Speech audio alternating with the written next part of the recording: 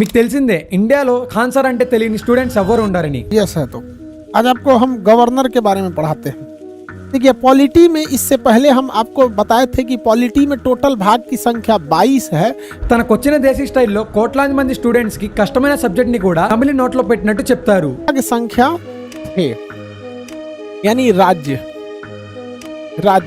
State government राज्य सरकार के बारे में कहा गया है। ఎంత అదృష్టం ఉండాలి కదా అలాంటి వారి దగ్గర నేర్చుకోవడానికి. కానీ ఈ మధ్య కాలంలో ఈ పాపులర్ ఎడ్యుకేటర్ చుట్టూ ఊహించని వివాదాలు ముసురుకున్నాయి. నిన్న మొన్నటి వరకు ఖాన్ సార్ అని పిలిచిన మీడియా ఇప్పుడు ఫైసల్ ఖాన్ అని ఎందుకు టార్గెట్ చేస్తుంది? దానికి కారణాలేంటి? అసలు ఆయన అసలైన పూర్తి పేరేంటి? అంతకంటే ముఖ్యంగా రీసెంట్ గా పాట్నాలోని ఆయన కోచింగ్ సెంటర్ పై దాడి ఎందుకు చేశారు? దాడి వెనకాల ఉన్న పొలిటికల్ అండ్ మీడియా హ్యాండ్ ఏంటి? వీటన్నిటితో పాటు ఖాన్ సార్ పేదల కోసం నమ్మలేని రేట్లతో ఒక హాస్పిటల్ ని కట్టించారు. ఆ హాస్పిటల్లో టెస్ట్ల రేట్లు వింటుంటేనే మిగతా ప్రైవేట్ హాస్పిటల్స్ షేక్ అవుతున్నాయి. వీటన్నిటి వెనకాల ఉన్న అసలు నిజాన్ని ఈ వీడియోలో క్లియర్ కట్ గా తెలుసుకుందాం.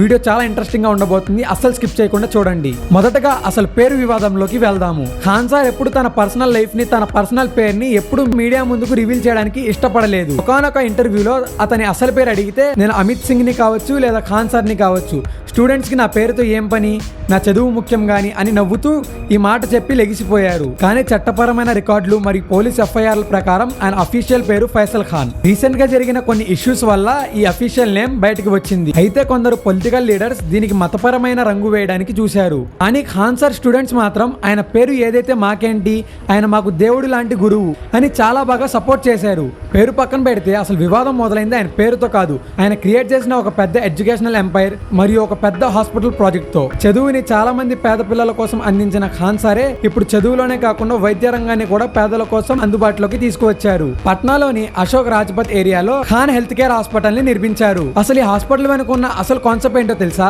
ఆస్తులు అమ్ముకోకూడదు అనేదే ఖాన్ సార్ ఉద్దేశం. అంతేకాక ఈ హాస్పిటల్లో జరిగే ప్రతి టెస్ట్ రేట్లను వీళ్ళ అమ్మగారే డిసైడ్ చేశారు. బయట ప్రైవేట్ హాస్పిటల్లో ఈసీజీ ఫీజులు 300 నుంచి 500 వరకు తీసుకుంటుంటే, కానీ ఖాన్ సార్ హాస్పిటల్లో మాత్రం కేవలం 25 రూపాయల ఈసీజీ టెస్ట్ చేస్తున్నారు. డిజిటల్ ఎక్స్రే ఫీజు 35 రూపీస్, ఇంకా నార్మల్ బ్లడ్ టెస్ట్ మాత్రం 7 రూపాయలకి అందిస్తున్నారు. నమ్మలేకపోతున్నారు కదా, అని ఇది అక్షరాల నిజం. ప్రైవేట్ హాస్పిటల్లో వేలల్లో బిల్లులు వేసే ఐసీయూ బెడ్స్, డయాలసిస్ సేవలు ఈ ఖాన్ సార్ హాస్పిటల్లో మాత్రం ఇంకా అడ్వాన్స్డ్ ఏఐ మెషిన్లతో అందిస్తున్నారు. ఒకవేళ ఖాన్ సార్ హాస్పిటల్ కి ఎవరైనా కారులో వెళ్తే వాళ్ళ కోసం బయట మార్కెట్ రేట్ల కంటే ఎక్కువ రేట్లు చెప్తామని, ఇంకా ఎవరైనా ఆటోలో వస్తే వాళ్ళకి 1 రూపాయి కూడా ఎక్కువ చెప్పకుండా అందజేస్తామని చెప్తున్నారు. ఈ అద్భుతమైన మార్పు చాలా మంది మెడికల్ మాఫియాకి కంటి మీద కునుకు లేకుండా చేసింది. ఇలా ఒకవైపు ఎడ్యుకేషన్, ఇంకోవైపు హాస్పిటల్స్ పేరుతో ఖాన్ సార్ ఇమేజ్ ఎక్కడికో వెళ్తుందని చెప్పి తట్టుకోలేని రైవల్స్ ఏం చేశారంటే జూన్ 2, 2026న రాత్రిపూట ఆయన కోచింగ్ సెంటర్ మీద దాదాపు 15 నుండి 20 మంది వరకు దాడి చేశారు. అంతేకాక ఆఫీస్ రూమ్ ని ధ్వంసం చేసి అక్కడున్న సెక్యూరిటీ గార్డు కూడా దారుణంగా హింసించారు.